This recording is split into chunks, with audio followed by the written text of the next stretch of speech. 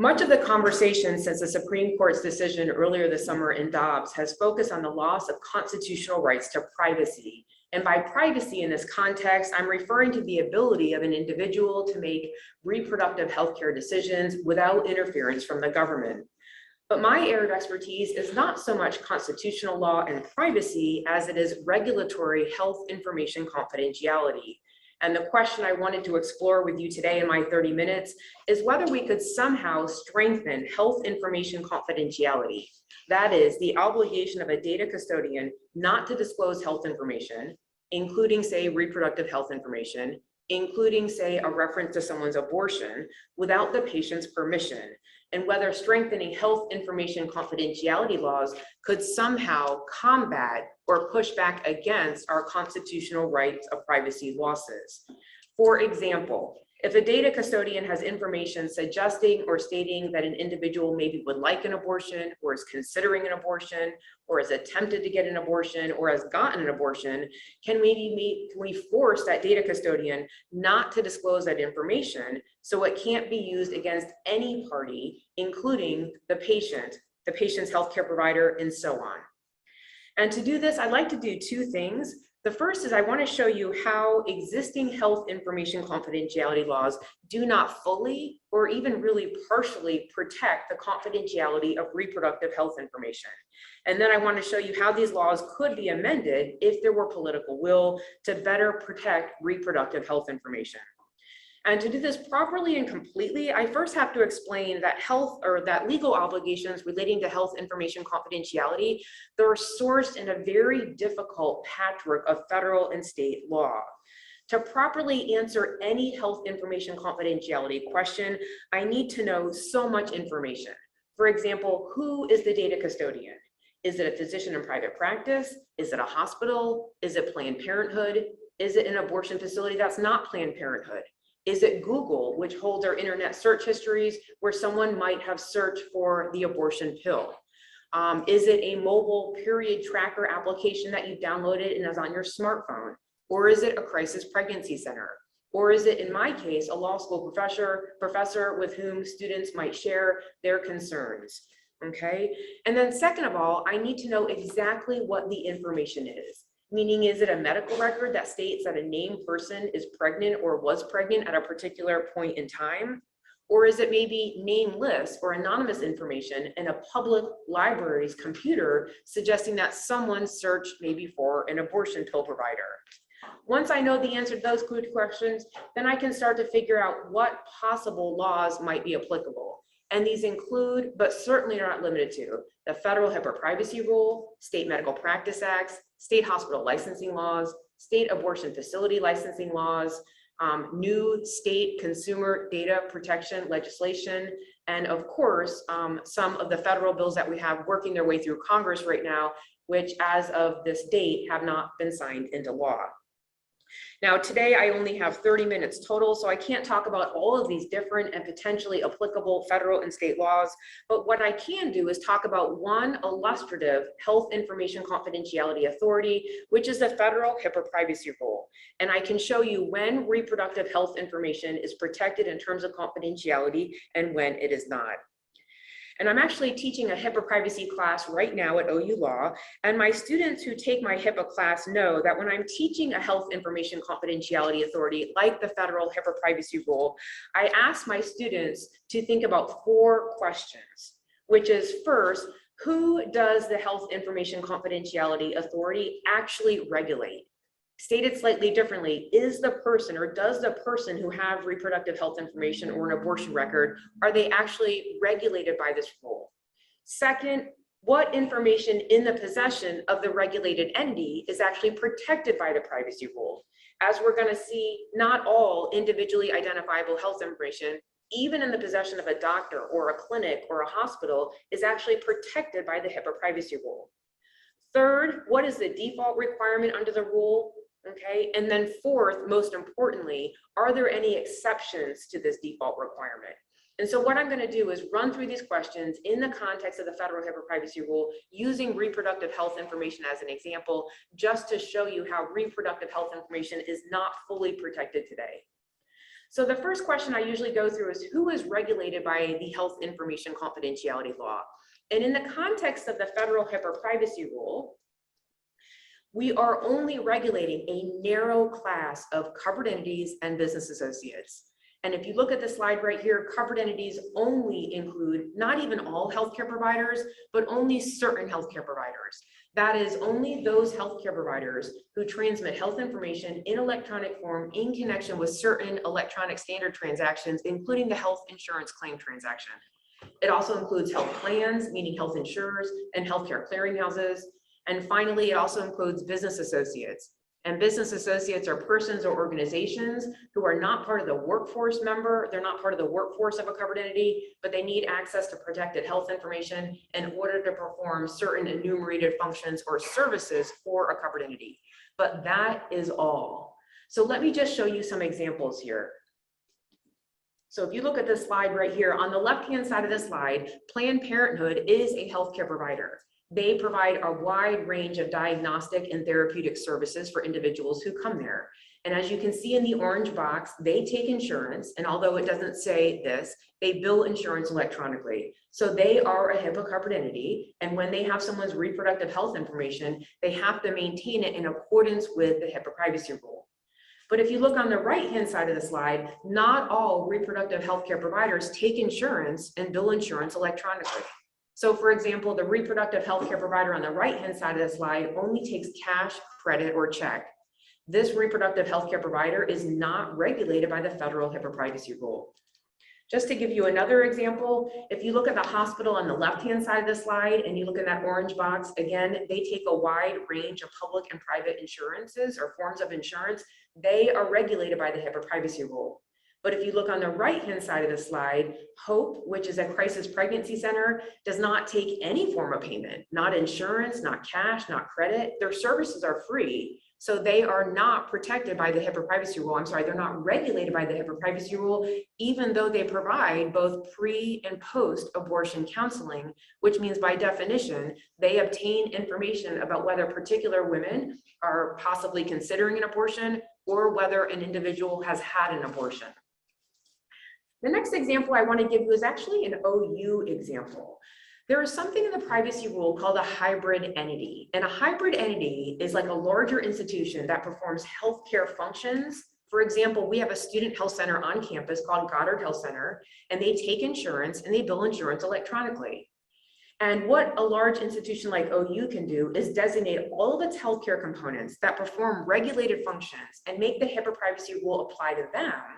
But anything else on campus is not regulated. So if you look on the left-hand side of the slide, like Goddard Health Center on the Norman campus has to comply with the HIPAA privacy rule, or medical school clinics, et cetera, they have to comply with the privacy rule. But note, for example, that OU College of Law is not on here.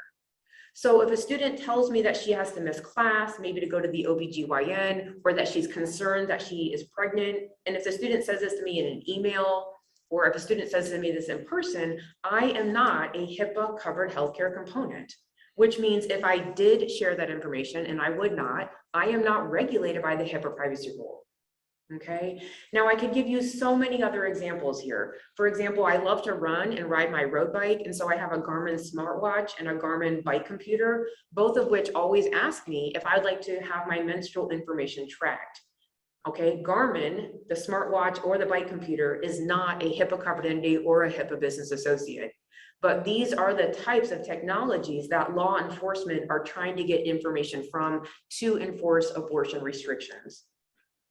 So at the end of the day here, I just wanted to say that the HIPAA privacy rule and all health information confidentiality authorities, they only regulate a limited class of covered entities and business associates and other regulated parties. Okay, so one thing we might think about doing if we wanted to better protect reproductive health information is to broaden the class of regulated individuals and regulated institutions and regulated entities under these authorities. Now, I'm Texas educated and licensed to practice law in Texas, so let me just give you an example of how this could be done. In Texas, we have like a Texas version of HIPAA, but guess what? Instead of applying to the narrow class of covered entities and business associates that HIPAA applies to, look at the bottom two lines on this slide. It applies to anyone who comes into possession of protected health information. So for example, if a student told me, and I was a professor of law in Texas, that she had an abortion, I would come into possession of that information and I would now be regulated by the Texas version of HIPAA. Okay, it also applies to anyone who obtains or stores protected health information. So it could apply to Garmin, it could apply to Google, etc. But that is one option. Okay, the second of 4 questions I have to ask whenever I'm analyzing a health information confidentiality authority is what information in the possession of a regulated entity is actually protected by that health information confidentiality authority. And as I'm going to show you under the federal HIPAA privacy rule and most health information confidentiality laws, it's not all what we call individually identifiable health information. It's usually a subclass of that information we might call protected health information. So under the federal HIPAA privacy rule, again, the class of information that we protect is called PHI or protected health information. And as I'm going to show you with 4 large exceptions that are frequently applicable in the reproductive health context, the definition of PHI is based on the definition of something called IIHI, which is individually identifiable health information. And something is IIHI if it meets the first and the second, and then either the third or fourth paragraph on the slide. So for example, to meet the first paragraph, if a healthcare provider like an OBGYN has information, that would meet the first paragraph. To meet the second paragraph, if that health information relates to someone's past physical health, like they had an abortion, or their current physical health, like they're currently pregnant, or their future physical health, like they're spotting and they may have a miscarriage tomorrow, that meets the second paragraph. And if it identifies a person, like it says Stacey Tovino, that meets the definition of individually identifiable health information. But what I want to show you here, though, is that there are 4 large buckets of information that fall out of being protected health information. And if you look at the first 3, these are frequently applicable in the reproductive health context. These include education records protected by FERPA, student treatment records accepted from FERPA, and employment records held by a HIPAA-covered entity in its role as an employer, not in its role as a healthcare provider. So just to give you an example of how this works, if you look on the left-hand side of the slide, say you have a HIPAA-covered physician who's in private practice, and that physician says, a patient of mine who lives on Main Street here in Norman had an abortion. That is a piece of protected health information, and the physician can't say that unless they get the patient's prior written authorization or an exception applies. But that is protected health information, and the reason why is that there's an identifier in there, which is the street address of the patient. If it's smaller than a street, if it's a street address or something like that, that is an identifier. And it contains a piece of past physical health information, meaning the person had an abortion. But on the other hand, and I would never say this, but if I did, if I said a law student of mine who lives on Main Street here in Norman couldn't come to class today because that individual had an abortion, that is actually what we call a FERPA protected education record. And it falls out of protection under the federal HIPAA privacy rule. And the federal HIPAA privacy rule has much more stringent civil and criminal penalties than do other authorities, including FERPA. Okay, let me just give you another example here. Student treatment records, meaning a university's health center's student treatment records. So for example, if a college undergrad or a law school student goes to our student health center and gets treated there, we call these student treatment records. Student treatment records are not protected by the HIPAA privacy rule. And interestingly, they're not even protected by FERPA either. They're actually just protected under remaining state law. So for example, if a HIPAA-covered physician in private practice says, a patient of mine who lives in a particular sorority house on this street told me she had a miscarriage, that is what we call HIPAA-protected health information. And the physician actually can't say that unless they've gotten the patient's prior written authorization, unless an exception is satisfied. And I'll go through the exceptions at the end. Okay, but on the other hand, if a physician who works at a student health center across the United States at one of our many campuses says, I treated a student who lives in this particular sorority house, which is a geographic identifier, after she had a miscarriage, that actually is not protected by the federal HIPAA privacy rule. Interestingly, it's not protected by FERPA. It's actually only protected by state law, meaning if the person who said it is a physician, that would be the State Medical Practice Act. And that's pretty much it. And that's because that's what we call a student treatment record. Just to give you one more example here, if a covered physician in private practice said something like, a patient of mine who lives a few blocks from me, and the few blocks from me is important because that's considered to be a geographic identifier, is pregnant with triplets, that is a piece of protected health information, which means that doctor can't say that unless the patient gives their prior written authorization or it falls into an exception. But on the other hand, if anybody who's employed by a law school, who's an administrator, who's trying to accommodate this person who needs to be on bed rest, and they might need to be on FMLA or short or long-term disability says that, that is considered what we call an employment record. It is not protected by the HIPAA privacy rule.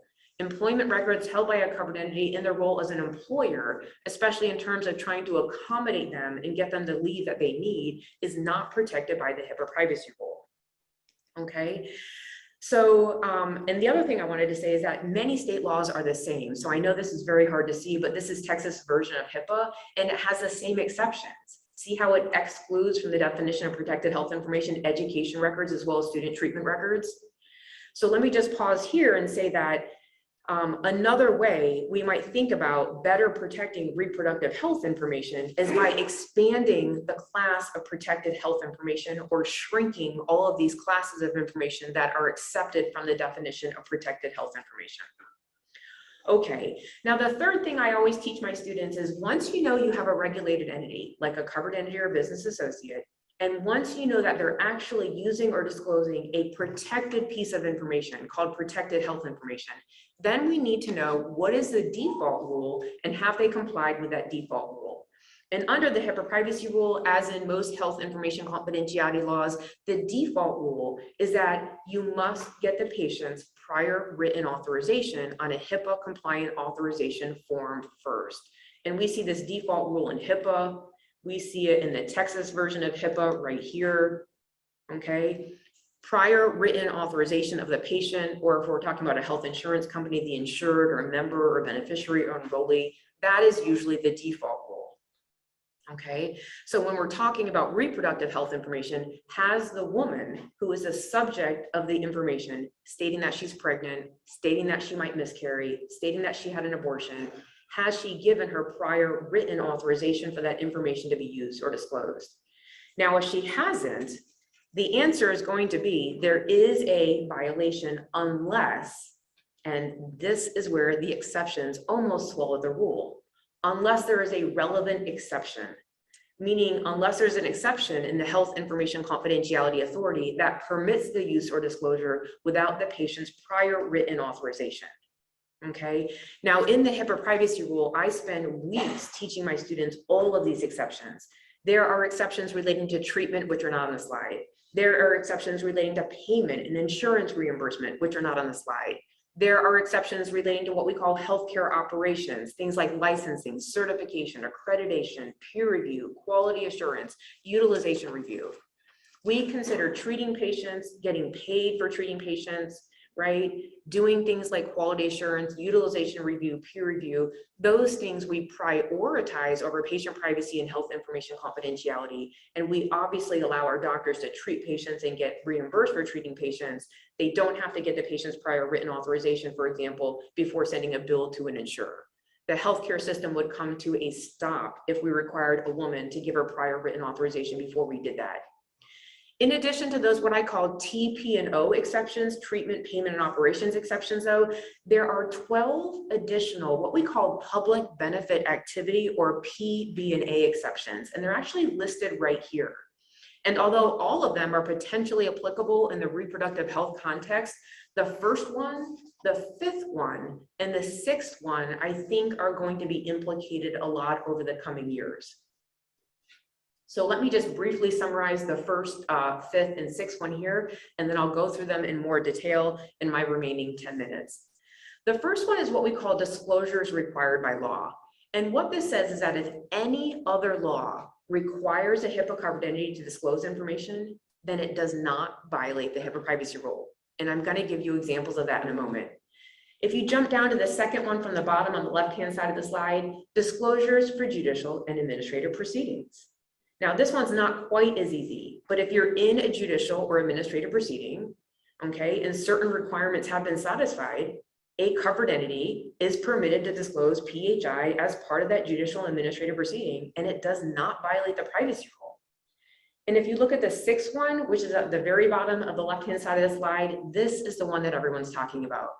There are six kind of like sub-situations in which a HIPAA covered entity can disclose PHI to a law enforcement officer for a law enforcement purpose, and you don't need the patient's prior written authorization. And if you don't get the patient's prior written authorization, it still does not violate the HIPAA privacy rule. So let me show you these in a little bit more detail.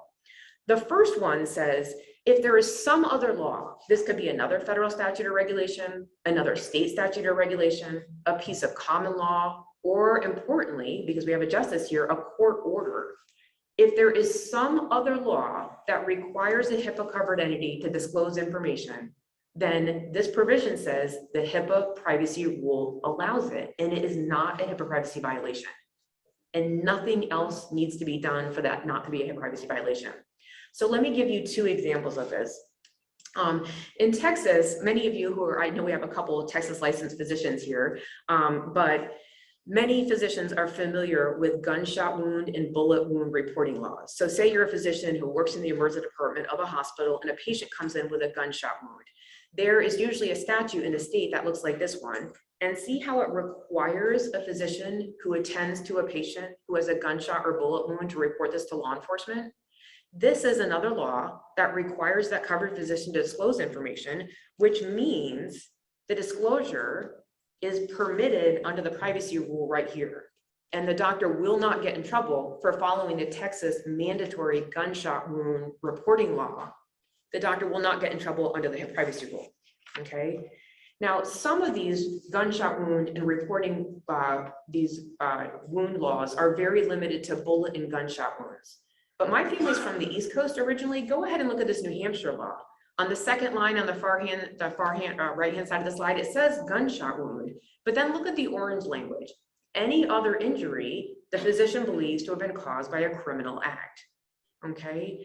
Now, when someone comes into the emergency department and they maybe have a perforated uterus or a lacerated cervix, or they're just bleeding generally, if that doctor believes that injury was caused by a criminal act, and if you're in a state where any type of an abortion is basically a crime, look at this. This is actually a misdemeanor. It's a crime for the physician not to report it.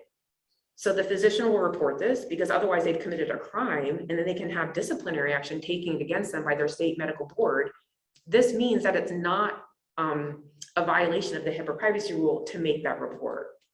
So that's one way that reproductive health information gets out without it being a patient privacy violation. Now, I do want to clarify one thing right here. HIPAA permits these disclosures, okay? Meaning HIPAA permits the doctor in Texas to report the gunshot wound, and HIPAA permits the doctor, not in New Hampshire because abortion there is legal, but in another state to report, say, a lacerated cervix to law enforcement if they believe it was caused by an abortion. Okay, but HIPAA doesn't require that disclosure. So I can't tell you how many times the media will say, hasn't the doctor like violated HIPAA if they don't disclose the information? Remember that HIPAA is a privacy rule. It's a confidentiality rule. It never requires a doctor to disclose something. It is the other law that requires it. So for example, if we have a judge that issues an order forcing a doctor to disclose information, the doctor will not get in trouble under the HIPAA privacy rule if she doesn't disclose it, but the doctor would be in contempt of the court order, meaning they'd be in contempt of court. So they're going to get in trouble with the court, okay? But they're not going to get in trouble under the HIPAA privacy rule. All right, so that was the first one. Let me jump down to the fifth one, which is disclosures in the context of judicial and administrative proceedings. Okay, this exception basically says, as you can see right here, if a court, and it kind of repeats what we've already known, but if a court orders information to be disclosed by, say, a doctor or a hospital or an abortion clinic or a crisis pregnancy center, then the information can be disclosed and it does not violate the HIPAA privacy rule. And even outside the context of a court order, if you look at the slide right here, even when you only have a party subpoena or a party discovery request or another lawful process, it's a little bit more complicated and you have to kind of jump through several hoops. But if you jump through the hoops at the bottom of the slide, it is not a HIPAA privacy violation for you to disclose that as part of the administrative or judicial proceeding, even if you don't get the patient's prior written authorization. Now, in my last 5 minutes, let me just jump to the law enforcement exceptions.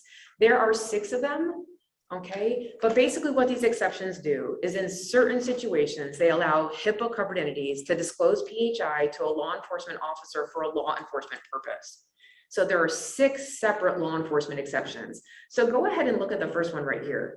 This one basically says if a law enforcement officer goes to, say, a hospital's emergency department and asks for the following information about this, get this, it's a suspect, a fugitive, a material witness, or a missing person, then say that doctor in the ED can disclose this information to the law enforcement officer, even if the patient doesn't give their prior written authorization. Now, a suspect in a state like Texas or Oklahoma could be a doctor who performed an abortion, and a material witness could be an individual who had an abortion. So this is one way information can go to law enforcement, even if the patient doesn't give their prior written authorization. A second exception, or actually a third exception that you see right here, it's called the victim of a crime provision. And basically this allows like a covered doctor to disclose protected health information to a law enforcement officer if information is about an individual who is or is suspected to be a victim of a crime.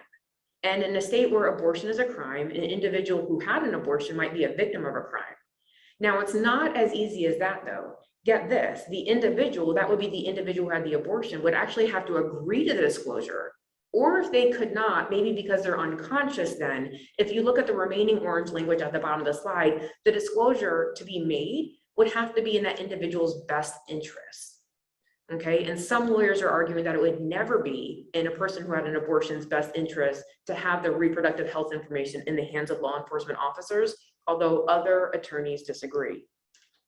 Go ahead and look at this fourth exception right here. This is called the decedent exception. And this is an exception that allows a covered entity like a physician to disclose information about an individual who has died to a law enforcement officer if the purpose of the disclosure is to basically alert the law enforcement to the fact that the death may have resulted from criminal conduct. And although this exception is not as frequently applicable in the context of abortion because people rarely die of abortions, we do have instances where people have died, usually of surgical abortions, and this would allow a covered doctor, for example, to report this to law enforcement. Okay. And in my remaining 1 minute, let me just give you one last exception, and then I'll go ahead and wrap up, although there are others. A covered entity can disclose information to a law enforcement officer that the covered entity believes in good faith constitutes evidence of criminal conduct that occurred on the premises of the covered entity. For example, the premises of a hospital. And so the one this might be implicated, say you have a state where early abortions are legal, but maybe abortions after 15 weeks are illegal. So a physician does an abortion, the physician believes the woman's 15 weeks along, and then maybe someone else in that hospital or facility believes the woman is actually 16, 17, or 18 weeks along. That would be a crime that occurred on the premises of that hospital, and that would allow the other person to report this because they suspected that this was a crime. So I only have about 30 seconds here, so let me just wrap up and say that the federal HIPAA privacy rule, although lots of people say it absolutely protects patients' health information confidentiality in the context of reproductive health information, it doesn't. And the reason it doesn't is that the HIPAA privacy rule only regulates a limited class of persons called covered entities and business associates. It only protects a limited class of information called protected health information. Although it generally, as a default rule, requires prior written authorization of the patient who may have had the abortion, there are so many exceptions that they almost swallow the rule. So I'll go ahead and close here, and I wanted to thank my co-panelists again. Thank you, Dean Guzman, for that generous introduction, and thank you so much for the opportunity to be here.